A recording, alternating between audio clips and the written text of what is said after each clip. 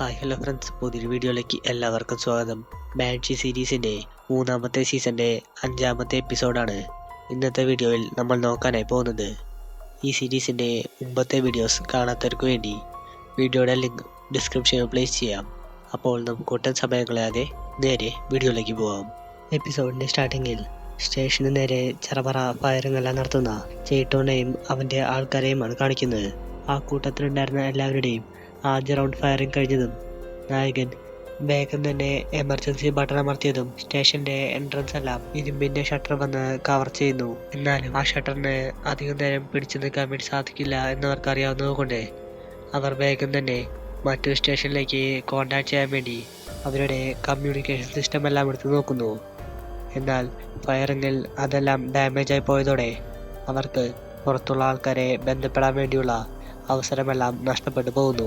നേരത്തെ നടന്ന വെടിവെപ്പിൽ ബങ്കറിന്റെ ഷോൾഡറിനേറ്റ പരിക്കൊഴിച്ചാൽ ബാക്കി ആർക്കും തന്നെ വേറെ പ്രശ്നമൊന്നുമില്ലാത്തത് കൊണ്ട് ആ കൂട്ടത്തിൽ ഗൺ യൂസ് ചെയ്യാൻ അറിയാത്തവരുടെ അടുത്തെല്ലാം താഴെ ബേസ്മെന്റിൽ പോയി ഒളിച്ചിരിക്കാൻ വേണ്ടി പറയുന്നു.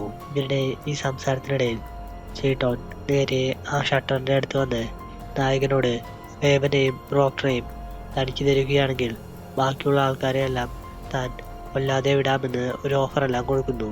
എന്നാൽ നായകൻ അവൻ്റെ ഓഫറെല്ലാം നിരസിച്ച ശേഷം ബങ്കറിൻ്റെ അടുത്ത് നീ ഇപ്പോൾ തന്നെ ഡ്യൂട്ടിയിൽ ജോയിൻ ചെയ്യണമെന്ന് പറഞ്ഞ് അവൻ്റെ അടുത്ത് താഴെ പോയി അവർക്ക് വേണ്ട ഗണ്ണുകളെല്ലാം എടുത്തുകൊണ്ട് വരാൻ വേണ്ടി പറയുന്നു. ഗണ്ണെല്ലാമായി എല്ലാവരും റെഡിയായതും അവൻ ഓരോരുത്തർക്ക് ഓരോ ഡ്യൂട്ടി എന്നോണം ബങ്കറിൻ്റെ അടുത്ത് താഴെ ബേസ്മെൻറ്റിലെ ഡോറെല്ലാം കവർ ചെയ്ത് നിൽക്കാൻ വേണ്ടി പറയുന്നു.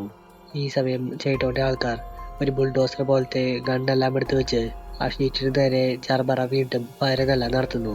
ആ ഫയറിങ്ങിൽ ഷീറ്റിന്റെ ഒരുപാട് ഭാഗങ്ങളെല്ലാം നശിച്ചു പോകുന്നത് കണ്ട് നായകനും റേവനും കൂടി വേഗം തന്നെ ആ ഗ്യാപ്പെല്ലാം അവിടെ ഉണ്ടായിരുന്ന കബോർഡ് വെച്ച് നിർത്തുന്നു. ഈ ഷീറ്റ് അധികം നേരം ഇരിപിടിച്ചു നിൽക്കില്ല എന്ന് മനസ്സിലായതും സില്ലിന്റെ അകത്ത് കിടന്നിരുന്ന പ്രോക്ടറെ പുറത്തിറക്കിയ ശേഷം അയാൾക്ക് തന്റെ കയ്യിലുണ്ടായിരുന്ന ഒരു ഗണ്ണ് കൊടുത്ത് ഈ സമയം തന്റെ കൂടെ നിൽക്കാൻ വേണ്ടി പറയുന്നു. ചേട്ടോന്റെ ആൾക്കാർ സ്റ്റേഷന്റെ രണ്ടാമത്തെ ഷട്ടറിന് താഴെ ഗ്യാപ്പെല്ലാം ഉണ്ടാക്കിക്കൊണ്ട് അകത്തേക്ക് വന്നതും അവിടെ തൂണിന്റെ മറവിൽ ഒളിച്ചിരുന്ന ഡോക്ടറും നായകനും കൂടി ആ വന്ന ആൾക്കാരെയെല്ലാം അപ്പോൾ തന്നെ ഷൂട്ട് ചെയ്ത് കൊല്ലുന്നു. കൂടാതെ ആ കൂട്ടത്തിൽ ഒരാളുടെ കയ്യിൽ ഗ്രനേഡ് കണ്ടതും നായകൻ വേഗം തന്നെ അതെടുത്ത് ആ ഷീറ്റിന്റെ ഗ്യാപ്പിലൂടെ പുറത്തുണ്ടായിരുന്ന അവന്റെ ആൾക്കാരുടെ മേത്തേക്ക് എറിയുന്നു. ഈ ഒരു പൊട്ടിത്തെറി കഴിഞ്ഞതും കുറച്ചു നേരത്തേക്ക് ലോങ് ഷാഡോ ട്രൈബിലെ ആൾക്കാരുടെ ഭാഗത്തു നിന്നും പ്രത്യേകിച്ച് റെസ്പോൺസ് ഒന്നും കേൾക്കാതെ വന്നതും അവരെല്ലാവരും നേരെ താഴെയുള്ള ബേസ്മെന്റിലേക്ക് പോകുന്നു. എന്നാൽ അവരെല്ലാം ബേസ്മെന്റിലൂടെ കയറി വരാൻ വേണ്ടി നോക്കുന്നത് കണ്ടതും ബ്രാൻഡി അവന്മാരെയെല്ലാം ഷൂട്ട് ചെയ്ത് കൊല്ലുന്നു. ഡോക്ടർ തനിക്ക് ഇതിൽ കൂടുതൽ ഇവിടെ നിൽക്കാൻ സാധിക്കില്ലെന്ന് പറഞ്ഞ് ആ ബേസ്മെന്റിലൂടെ അവന്മാർ വന്ന അതേ വഴിയിലൂടെ അവിടെ നിന്നും പുറത്തേക്ക് ഇറങ്ങി പോകുന്നു. ഇതേ സമയം മുകളിൽ റേവൻ നേരത്തെ മൂടി വെച്ചിരുന്ന കബോർഡെല്ലാം മാറ്റിക്കൊണ്ട് ചേട്ടോന്റെ അടുത്ത് ഈ യുദ്ധമെല്ലാം അവസാനിപ്പിക്കാൻ വേണ്ടി പറയുന്നു. എന്നാൽ ചേട്ടോൻ തന്റെ അനിയനെ കൊന്നവനെ കണ്ടതും വേഗം തന്നെ തന്റെ കയ്യിലുണ്ടായിരുന്ന അമ്പും വില്ലും വെച്ച് റേവന്റെ നെഞ്ചിനെ ഒരു അമ്പ് ചെയ്ത് കൊല്ലുന്നു. മുകളിൽ നിന്നും നിലവിളി ശബ്ദം കേട്ടതും നായകൻ നേരെ സ്റ്റേഷന്റെ മെയിൻ റൂമിലേക്ക് ഓടി വന്നതും അവിടെ ചേട്ടോൻ സിയോബിന്റെ കഴുത്തിന് പിടിച്ച് നിൽക്കുന്നത് കണ്ട് അവൻ ചേട്ടോന്റെ അടുത്ത് അവളെ വെറുതെ വിടാൻ വേണ്ടി പറയുന്നു.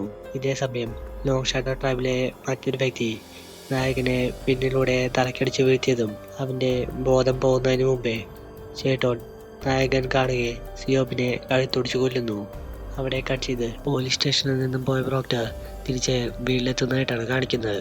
എന്നാൽ അപ്പോഴേക്കും തന്റെ അമ്മ തന്നെ വിട്ടു പോയത് കണ്ട് പ്രോക്ടർക്ക് ഇതിൽ വളരെയധികം വിഷമമെല്ലാം ആവുന്നു.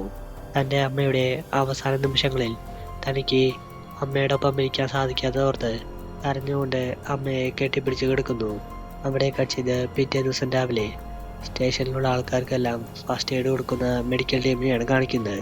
ഈ സമയം സ്റ്റേഷന്റെ പുറത്ത് ചേട്ടോൺ സിയോപ്പിനെ കൊന്നതോർത്ത് നിറച്ചിരിക്കുന്ന നായകനെയും കാണിച്ചുകൊണ്ട് ഈ എപ്പിസോഡ് ഇവിടെ വെച്ച് അവസാനിക്കുന്നു. ഈ സീരീസിന്റെ ബാക്കി വീഡിയോസിനായി ചാനൽ മറക്കാതെ സബ്സ്ക്രൈബ് ചെയ്യുക.